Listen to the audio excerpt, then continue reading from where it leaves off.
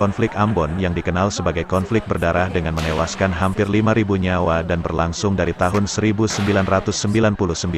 Seluruh pertikaian tentunya ada penyebabnya seperti sejarah Perang Aceh dan sejarah Perang Bosnia dan Serbia. Lembaran kelam akan membahas penyebab dari tragedi sejarah Perang Ambon, yaitu sebagai berikut. Awal dari Perang Ambon ini bermula dengan permasalahan yang cukup sederhana, di mana salah satu pemuda Muslim dari keturunan Bugis ingin meminta uang kepada pemuda Kristen dari Mardika. Pemuda keturunan Bugis tersebut sudah dikenal sebagai preman di kawasan tersebut dan pemuda Mardika bekerja sebagai supir angkot. Ketika sudah berkali-kali dimintai uang dan pemuda Mardika tidak mau memberi, keduanya pun bersulut amarah hingga berakhir dengan pertikaian adu pukul. Hal ini berujung hingga pemuda Mardika membawa parang untuk membunuh. Preman tersebut yang berhasil kabur kemudian berkata kepada warganya bahwa ia akan dibunuh oleh orang Kristen. Tanpa berpikir panjang, lantas warga marah atas kejadian tersebut dan mulai menyerang desa Mardika dengan parang, tombak, dan senjata tajam lainnya. Tidak hanya itu, ratusan rumah di desa Mardika pun dibakar beserta gereja Silale. Atas terbakarnya gereja Silale, warga dari kampung-kampung sekitar Mardika marah dan ikut menyerang kembali warga Muslim. Akibat konflik SARA ini, banyak warga terluka, ratusan rumah hancur, fasilitas umum, hingga gereja setempat. Konflik ini juga merambat ke beberapa daerah hingga pada akhirnya, kota Ambon menjadi porak-poranda. Hal ini menyebabkan perpecahan antara daerah kawasan Muslim dengan kawasan Kristen. Pada Juli tahun 1999, suasana di Ambon sudah mulai tenang dan membaik. Tetapi hal ini tidak bertahan lama karena adanya ketegangan pemilu di daerah Poka dan meluas ke bagian Ambon lainnya. Masyarakat juga semakin waspada akan situasi dan akhirnya menyiapkan senjata untuk melindungi diri seperti parang. Di Ambon, hanya tersisa satu desa yang masyarakatnya masih tetap berbaur, yaitu Desa Wayame. Konflik kemudian bermula lagi di Pulau Seram dan Pulau Buru, di mana pada saat itu warga telah sigap dan siaga. Setelah kunjungan Presiden dan Wakil Presiden ke Ambon, kerusuhan memuncak dan memanas di beberapa wilayah di Ambon. Konflik ini berakhir dengan hilangnya banyak nyawa dan ratusan yang terluka. Hingga Januari tahun 2000, kerugian atas kerusuhan ini bahkan tidak terhitung lagi. Ketika kondisi di kota Ambon mereda dan telah dilakukan rekonsiliasi di berbagai tempat, tetapi konflik bukannya mereda, malah muncul gerakan-gerakan jihad yang berpusat di Yogyakarta, Jakarta, dan Bogor. Hal ini meresahkan masyarakat Ambon, terutama kaum non-Muslim. Isu-isu tentang ancaman jihad mulai bermunculan dan penolakan kedatangan jihad juga muncul dari masyarakat Muslim di Ambon. Penolakan tersebut memanaskan kembali keadaan Ambon yang sempat mereda.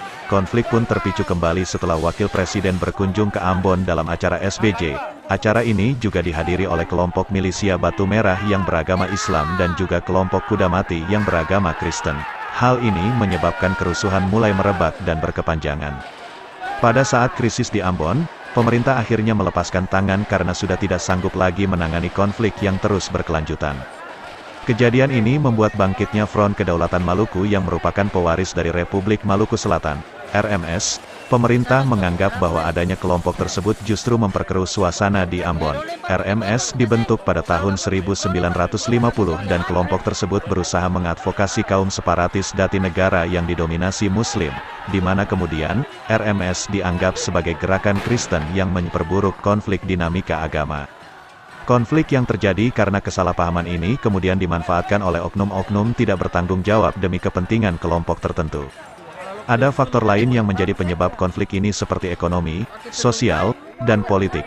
Dilansir bahwa dulunya, Ambon merupakan daerah dengan Kristen sebagai agama mayoritas. Isu SARA yang menjadi akar permasalahan konflik ini terjadi berulang kali yang berujung pada Ambon yang porak-poranda dan berdampak pada kemiskinan dan kesengsaraan bagi warga Ambon.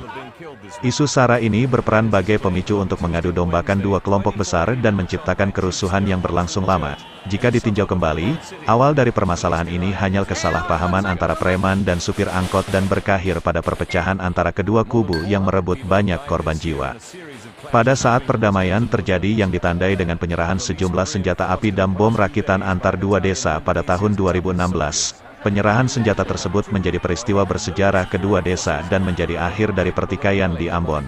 Keadaan setelah konflik berakhir, seperti sejarah Perang Asia Pasifik, adalah sebagai berikut.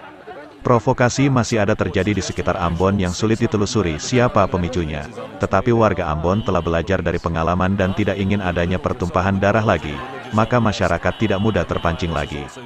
Salah satu hambatan yang ada adalah desa yang terpisah-pisah berdasarkan agama.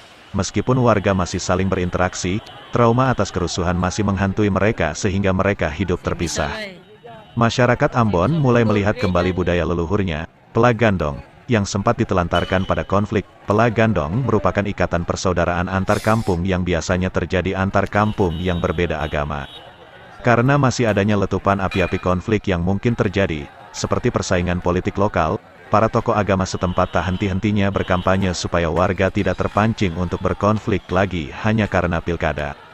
Hingga sekarang, semenjak selesainya Perang Ambon tempo hari, daerahnya secara perlahan mulai dipulihkan dengan kesadaran penuh dari rakyat Ambon.